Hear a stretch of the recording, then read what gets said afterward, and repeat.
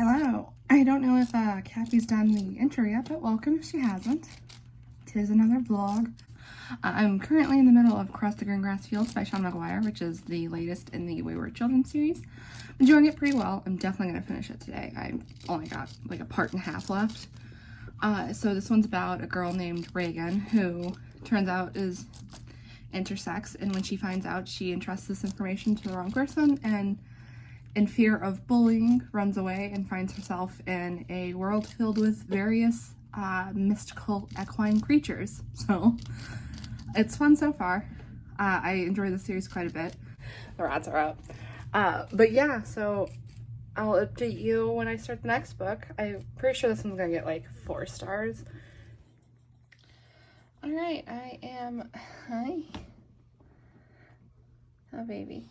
I'm done with Across the Green Grass Fields. It was pretty good. Not my favorite. My favorite is probably still Beneath the Sugar Sky. But 4 stars. Enjoyed it quite a bit. Now I'm going to start the next book, which is Hello There Bear, which is River Marked by by Patricia Briggs. This is the 6th Mercy Thompson, and it's about it's about Mercy. She gets married, and on her honeymoon, she has to deal with a river monster. So fun there. Hi, Say. Oh, baby. You're so cute. And there's Humdrum. So yeah, I know I'm gonna love that one. So let's get started. Don't you love how every clip I do is from the same exact angle with the same exact view? It's pretty great. Okay, I'm going to start by saying I'm very tired. I feel like that's obvious, but I did start a book. I started Baby Teeth by Zoe Stage, I believe is how you say their name. It's a domestic thriller. The basic plot is a mother and her 7-year-old daughter have a very contemptuous relationship. Did I say that word right? I don't know. That's fine. They don't get along because the daughter hates her mother and is obsessed with her own father, and the mom's just kind of trying to figure out why her kid is basically a little psycho. It's kind of, I don't know if it's officially like based off of The Bad Seed, but all the reviews I've read say that's kind of what they think. I can definitely understand where they got that from. The kid is just like a little monster, and I enjoyed it in the beginning, like the first quarter. And then it went on, and it's like, okay, I get it. And I don't like to call out books for being unrealistic, but, and like, I know you have to suspend your disbelief for something. Like, it's a thriller where the main antagonist is a 7-year-old, so, okay. But what's getting me isn't necessarily that the 7-year-old behaves in a way that no 7-year-old ever acts, and she's like way too smart, and she's way too like malicious. It's mostly that the husband / her father doesn't believe his wife. Like, he's taking the word of his 7-year-old daughter over his wife every single time, and it's so frustrating to read. Like, the kid cut her mom's hair, like, cut like half of it off, like short. And the dad is basically just like, oh, well, she probably didn't mean any harm. And then there's another scene where the kid was in school, and she was in a room alone with a kid who had a helmet. It didn't say what he had it for, but he was some kind of special needs, and she got him to take the helmet off and antagonized him to the point where he slammed his head against the wall a bunch of times. And then the principal's like, your kid did this, and he's like, no, there's no way, it's not possible. And if she did, why'd you leave her alone in the room with that kid with no adult supervision? And it's like, okay, if I got a call saying that my 7-year-old caused another kid to harm themselves so much that they cracked their skull and ended up in the hospital, I would take the adult's word for it. But, you know, whatever. I guess this book has to exist somehow, so impossible things happening is what they're going to do. So I think I'm like halfway through. I'm going to try not to DNF this one, even though I'm not enjoying it, because I DNF'd 2 books last week, and I don't want to do that this week. I'm trying to actually get through stuff. And because I want to actually get through stuff, did put another Tessa Dare on my list. I started A Lady at Midnight, the 4th book in the Spindle Cove series by Tessa Dare. I'm enjoying that one. Like I enjoy every other Tessa book, but they're all so I know I keep saying that, and it's like, well, what do you expect if you keep reading these books and you know they're all similar? Well, yeah, so it's my fault. I'm not saying it's not my fault. I think Tessa is very good at her job, because despite the fact that every book hits the same beats, and they're all predictable, I enjoy all of them pretty much the same amount. It's very consistent. Did I not? Oh, I did pause it. Okay. Yeah, I very consistently enjoy the books, and I typically hope for the main couple and like good amount of angst. I think she does it pretty good for something that could get boring really easy. I think she absolutely pulls off what I think is a very difficult job. Like, I wouldn't want to write historical romance, but she's pretty good. I'm gonna branch out and try some other historical romances, but genuinely after this Tessa Dare, I'm taking a break. I'm going to read The Starless Sea by Erin Morgenstern. I can hold up a copy. Oh my God. Oh, look at me. Oh, The Starless Sea by Erin Morgenstern. Isn't it actually pretty beautiful? I got it months ago. Look at that pages. I got it months ago. And I started it and I really liked what I read, but I lost interest a little bit in my audiobook time lapsed. But I'm going to try again. I should get it in the next week or two, so I'm assuming next week's vlog or the one after that should have at least most of this. It's a big book, so I'm going to do my best to get through it, but I've heard really good things, and a booktuber I watch said that she just finished it and she really loved it, so I'm hoping I will love it too. I've never actually really read Erin Morgenstern. I do have The Night Circus, but I haven't read it, and I'm going to, I promise. But yes, this is happening soon, and I'm really hoping it's going to be good, and it's going to be a break from the normal stuff I'm reading. I was going to try and grab another Fear Street if I can. I think there's a couple that are always available. Oh, I think that's it. I think that's it for the update. Oh no, I'm also gonna read the new Karen Slaughter book, which I don't know the name of it as of right now, but I will say it the next time I pop in if I start it. But it's an 18-hour audiobook, and so far I haven't read a single Karen Slaughter book that wasn't deeply harrowing. So,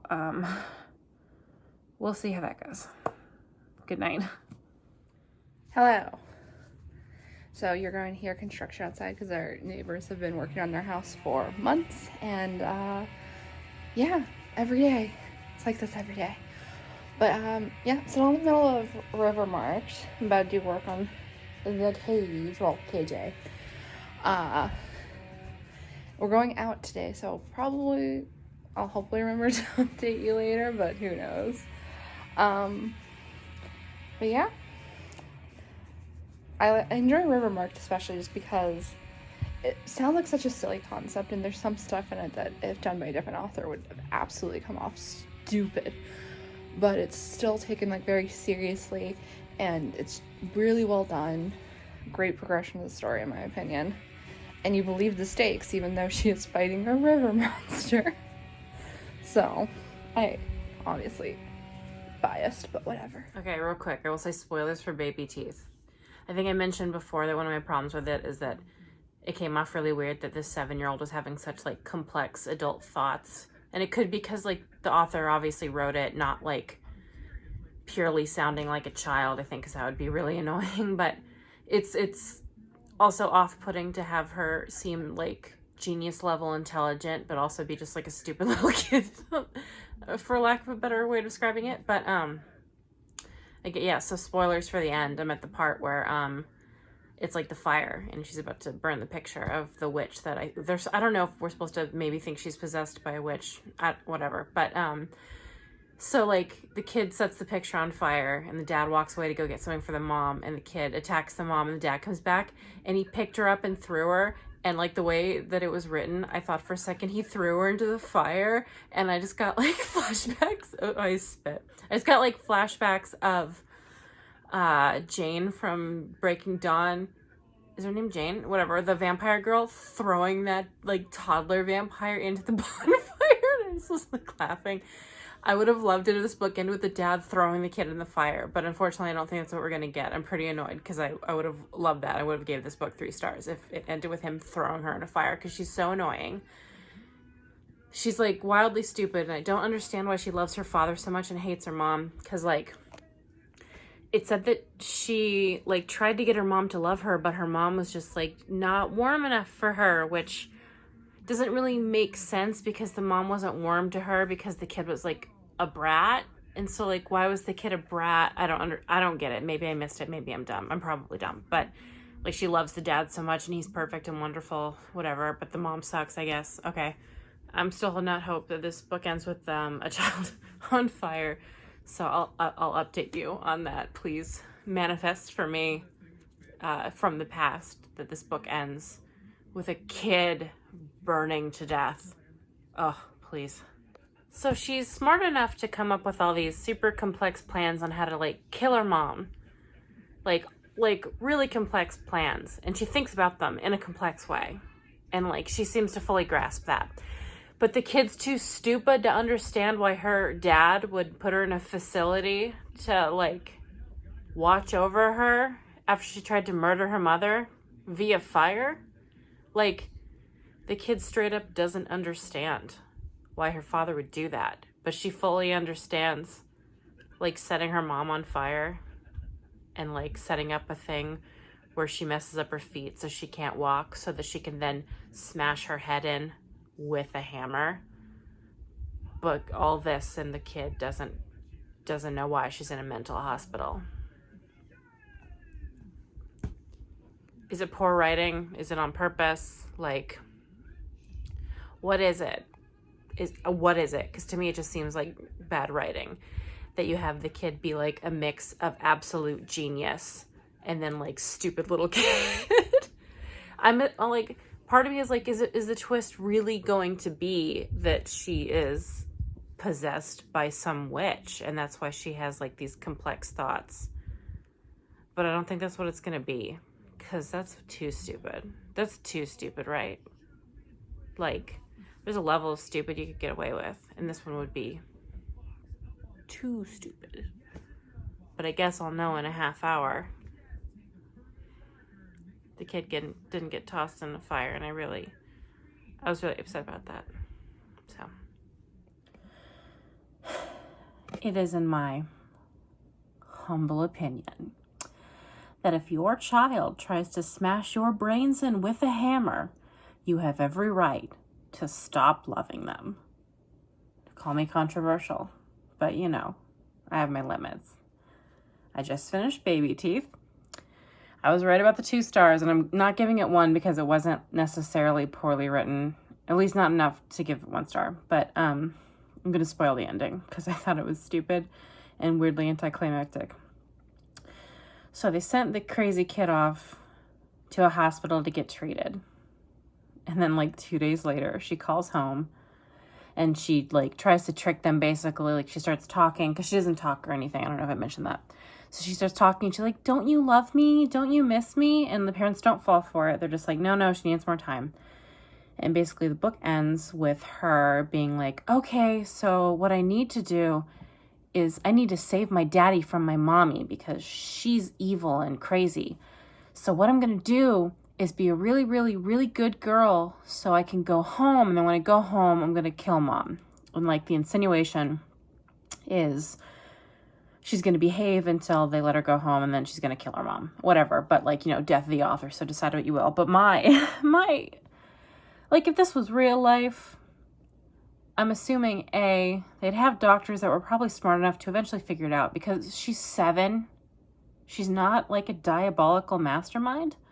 And also, again, she's 7, and there's a chance that she'd, you know, grow out of this. And I'm going to make a comparison here that I hope other people understand.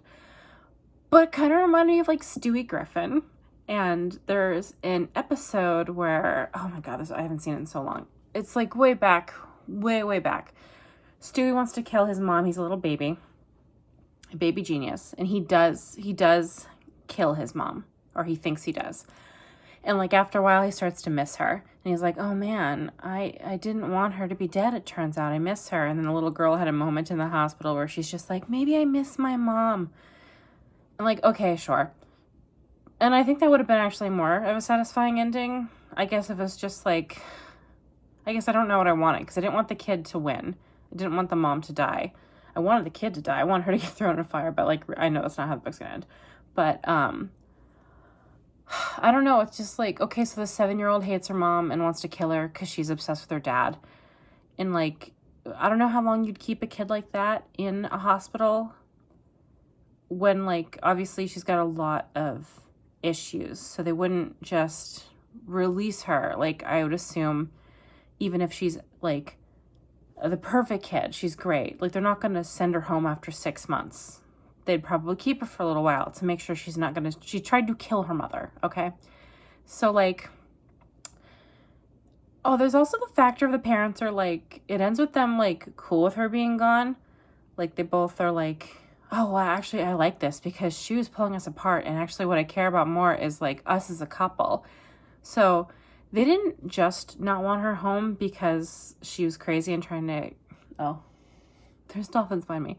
They didn't just want her home because, or not want her home because she was crazy and trying to kill the mom, but because they were enjoying not having her there, which would also be a factor. So like, say in a year, they're like, okay, we want to send her home because she's fine now.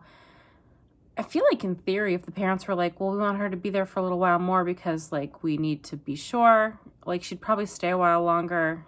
And so like, would she not grow out of this Stewie Griffin-esque hatred of her mother?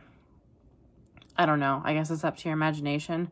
But it felt a little bit, not only predictable, because like I guess that was what they're going to do, but it felt a little bit like a horror movie ending where like, oh, we got rid of the bad guy, and then they do like this sting of, no, you didn't. Like It Follows or Unfriended or something, where it's like, oh, spooky monster is still there, and it's like, oh, the kid still wants to kill her mom. But also like the mom's onto her. Like, if my kid tried to kill me with a hammer and then fire, even if they were perfect for a year, I'd be cautious when they came home. And in the end, this child is 7 years old and the mom is in her 30s.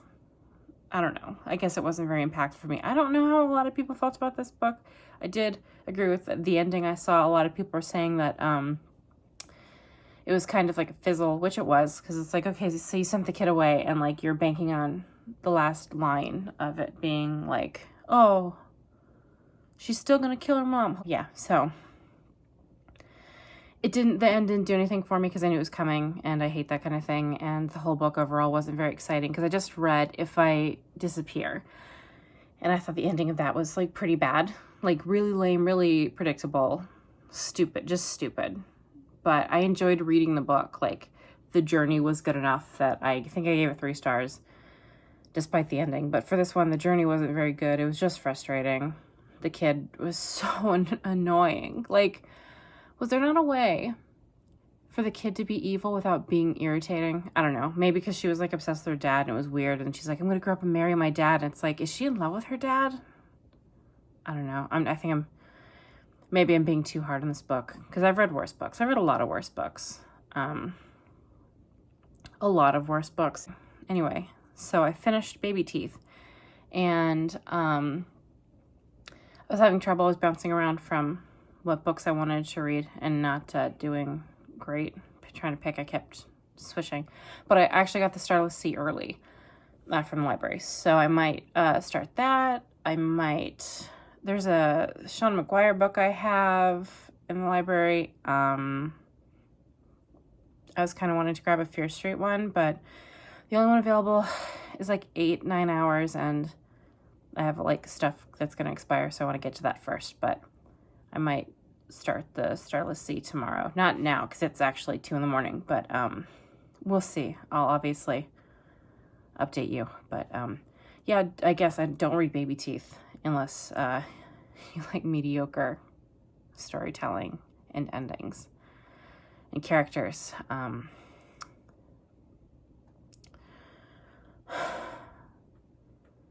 When will I read a good book again?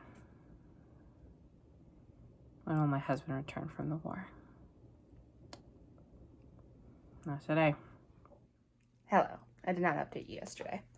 As I said, we went out, but by the time we got home, I had a headache, and it was progressing rapidly into a migraine, so I just didn't feel like doing anything.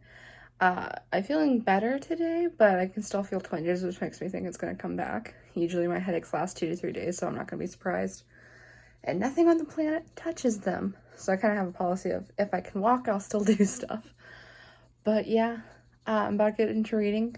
Gonna take these guys out.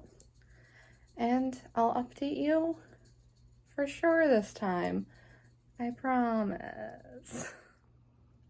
I have finished River Marked. It was obviously amazing. I loved it. Next up is a book called Written in the Stars, which is a contemporary romance. I know absolutely nothing about it except that it's FF. So I'm hoping that it'll be good, but I am, as I've said before, pretty picky when it comes to romances. But if I like it, I think it's a series. I can get Cappie to read it. So here's hoping for the best. And say hello to my girls. Hello, gorgeous. Hello, gorgeous. Hello.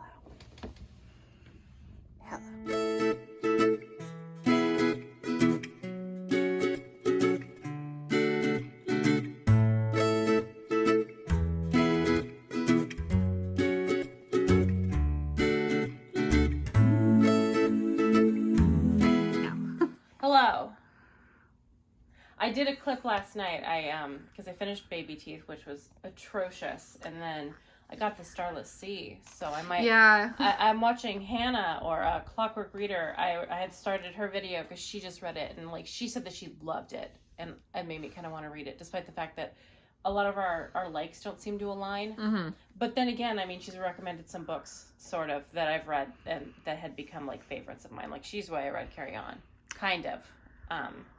And well, it worked out for a while.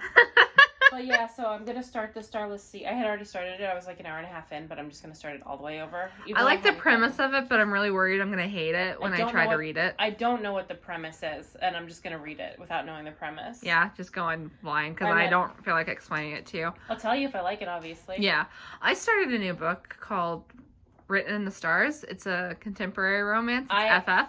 I have that on my wait list. Oh, really? And the first one. I'm about a little over an hour in, and it's really fun so far. I was actually going to tell you to go get it. I'm waiting. Written in the Stars is the first one. Okay, well, I have the second one is Hang the Moon. Okay.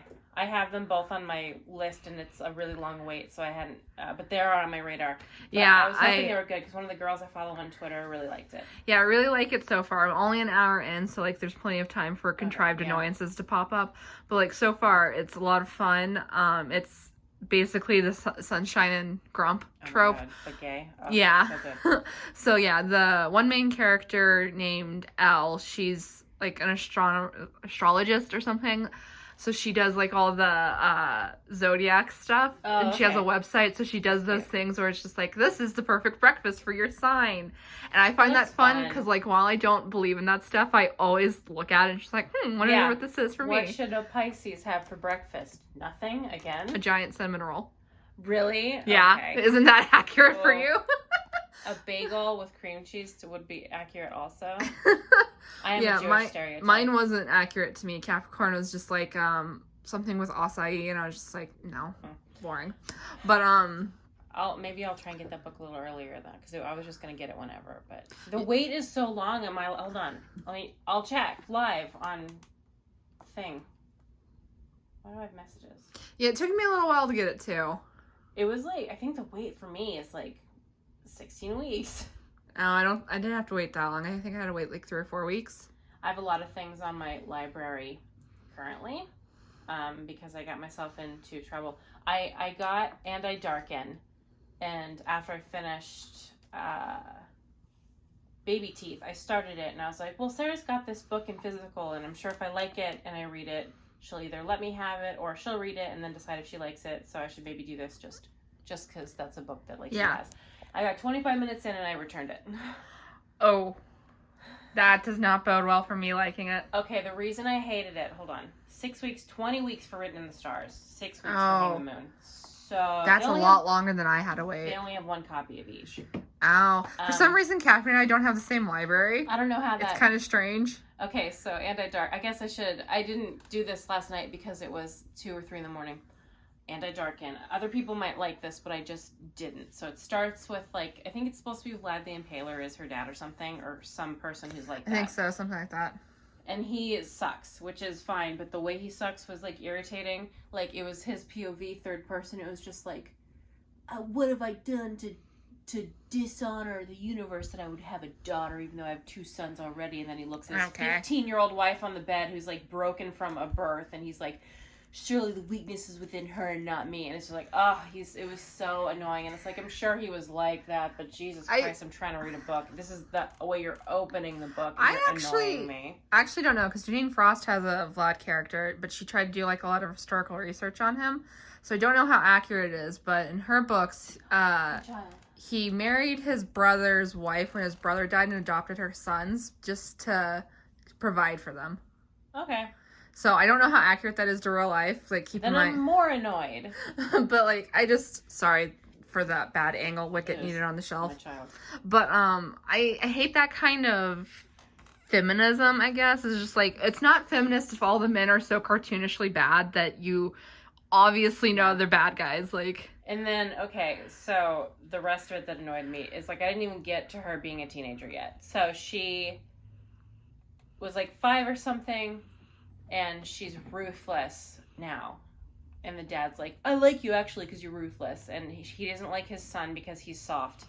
And, like, the mom came out of her room tired and, like, still broken because she's 20 and has, like, 2 kids from an evil guy. And she's like, please just let me go home. And he's like, no. And he makes her get on the floor and crawl back to her room. And it's just like, I can't.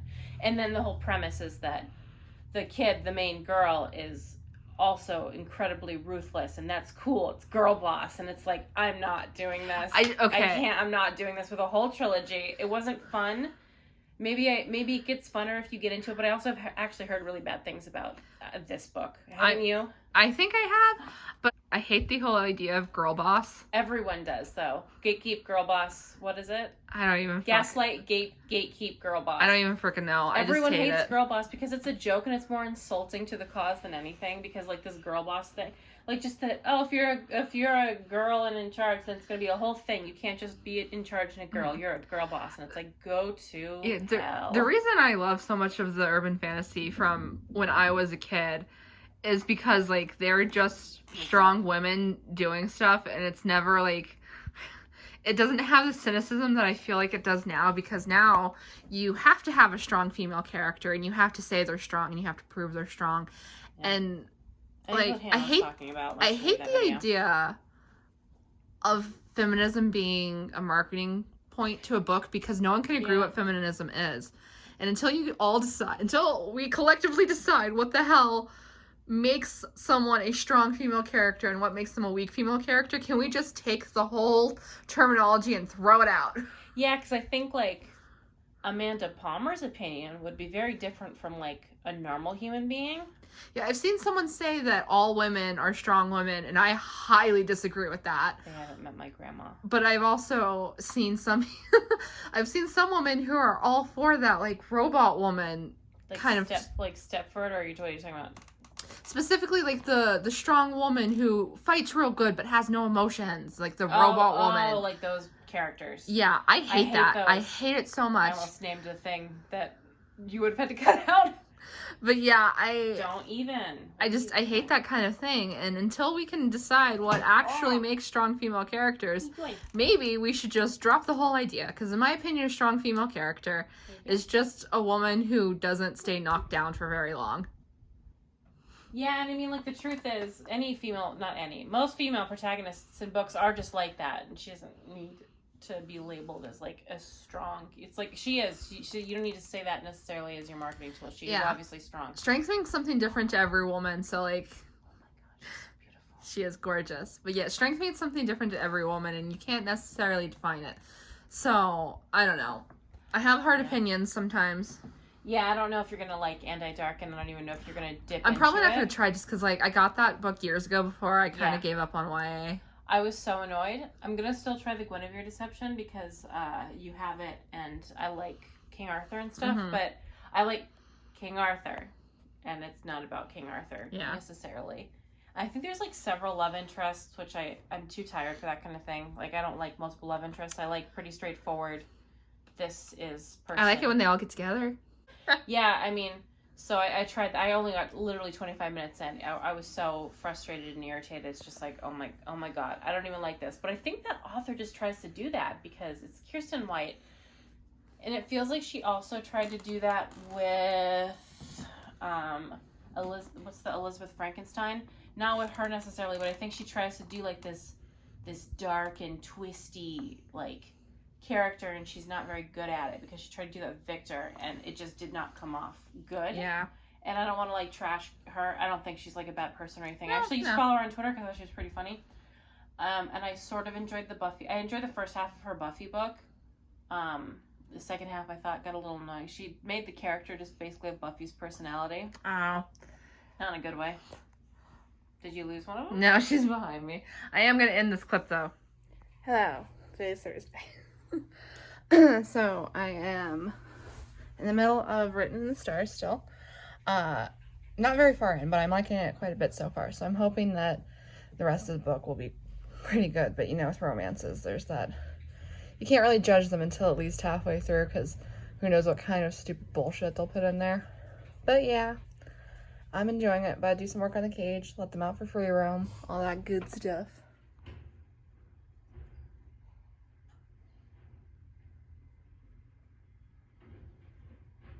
I'm deeper into it in the stars, and I like it a lot. I'm actually really happy that I decided to read this one. I'm hoping that the second one is as good as the first one, since finding romances is no easy feat. Oh, bye-bye.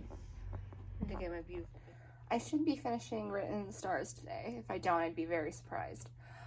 So I'll update you when that happens. And then later, we're going to go do some Halloween decor shopping. I really like this book, Written in the Stars. The things I like about it, I really like that both families are just kind of mediocre. They're not necessarily bad. They're not necessarily great. They have issues that they need to work through. And maybe they could get to a good place, but right now they're not there. And that's not something you see very often in books. Usually, families in books just fall into one of two categories of abusive or amazing.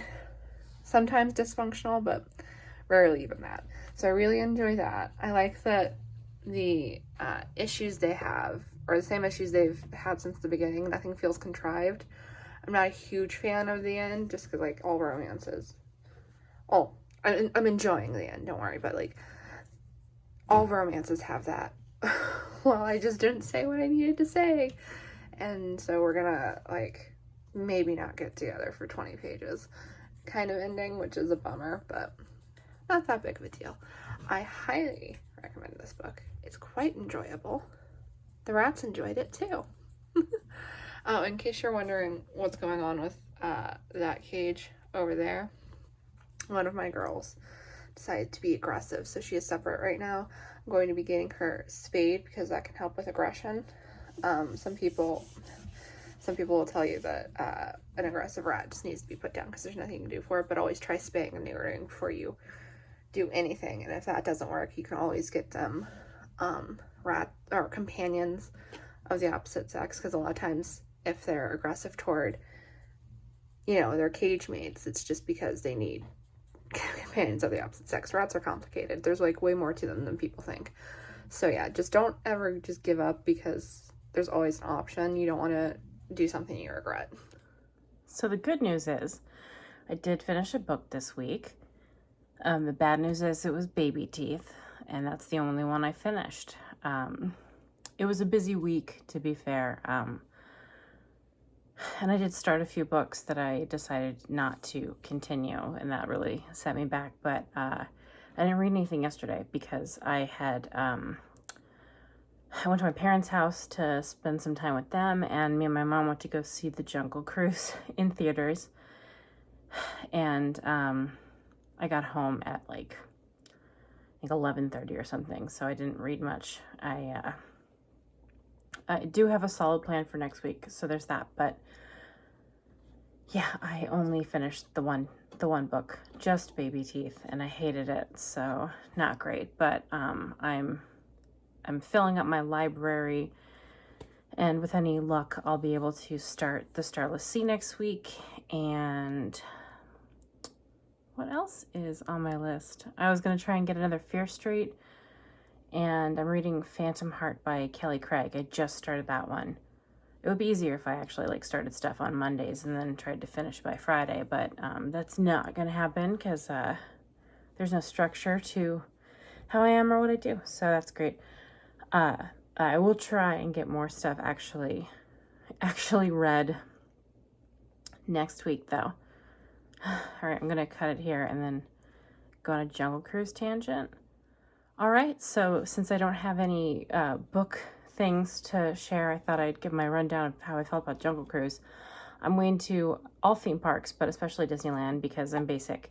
And the Jungle Cruise is my mom's favorite ride, so I thought she'd want to go see the movie. And it was better than I thought it was going to be, but also pretty much almost matched my expectations exactly. A lot of these Disney movies are very like cookie cutter, and I was the only thing that really irritated me was that they did ADR when the girl in it, oh, what's her name? She's very famous. I can't think of her name right now. Is it Emily something? Yeah, anyway, every time she said God, they did ADR to change it to gosh, which I thought was dumb. It's like, you really can't put that in a Disney movie? Okay, but basically it was a MacGuffin-centered movie. They had a magic arrowhead necklace, and they had to go find a magic tree that had magic petals that healed you, but they did a couple things in it that actually I thought were creative. Like, it's weird because they have, I think in the Tokyo Jungle Cruise, there's an actual like kind of storyline that overseas. I can talk about this for a long time, so I won't really get into it, but overseas they have Disney Sea. Or is that what it's called? Sea? It's the Society of like Explorers and Adventurers. Disney Sea might be something else, but it is the Society of Explorers and Adventurers. And they have their rides connected. Like I know Hightower owns like their Tower of Terror, and he had like stolen some artifact and then brought it to the Tower of Terror that he built, and that's why it's haunted. And then like during the Halloween time, they changed their Jungle Cruise to be that he's there and he's going to steal something, and like the curse or whatever kills him. And it's like, it's really cool. And their haunted mansion is not ghosts or anything. Because I think it's religious reasons or something like that. So instead of ghosts, they have like kind of artifacts and interesting things that are like mystical. I think it's called Mystic Manor. And another Hightower sibling, like a nice one, owns that one. And yes, a lot of those rides are connected. And I kind of was hoping that they would do something with that. They did have a reference to Alberta Falls, but in the movie it was Albert Falls. But in Disneyland, I think it's Alberta Falls. But yeah, there was a couple cool things. They did my favorite joke, which is the backside of water one. If you know it, then you know it. But explaining it makes it sound really stupid, which it is. But that's not the point. Well, it's supposed to be stupid. That's fine. There's lots of puns in it, which I liked. And The Rock was as charming as he ever is. He's always very charismatic. Emily Blunt, I think is her name. Yeah, she was fine. I didn't like... It felt like they were really pushing that I'm not like other girls thing, because it's like, I'm not like other girls. I wear pants, and it's like, okay, I understand that she is behaving differently than most women of her time, and that's cool and everything, but like the fact that The Rock called her pants in it was just like too much. There was a gorgeous big cat in it. I'm just like a real sucker for anything like Disneyland ride related, and like considering I lived through the Haunted Mansion movie, I'm happy that this Jungle Cruise is at least like pretty good. I think like kids would enjoy it. I guess I would recommend it if you like those cheesy movies. And I did hear that they're making a Haunted Mansion ride movie. Do you like how I'm talking about Disneyland and rides in this book vlog on this book channel? It's because I'm bad at reading. But yeah, so I guess all I talk about is movies now. Legend of Zelda. Because I don't read. We'll see if it's the same next week. Probably not. Hopefully not. Because I really want to get through the Starless Sea. And I'd like to finish the Phantom Heart because there's people waiting for that at the library. I should stop making such lofty goals. I thought I was going to finish 5 books this week, and I should know better. I'm not a 5-book finisher in a week. That was my teenage years. Now that I'm old and tired all the time, not so much. But anyway, yeah, Jungle Cruise was fun. Sorry for not reading. Anyway, thank you for watching. And I guess that's it. So, bon voyage.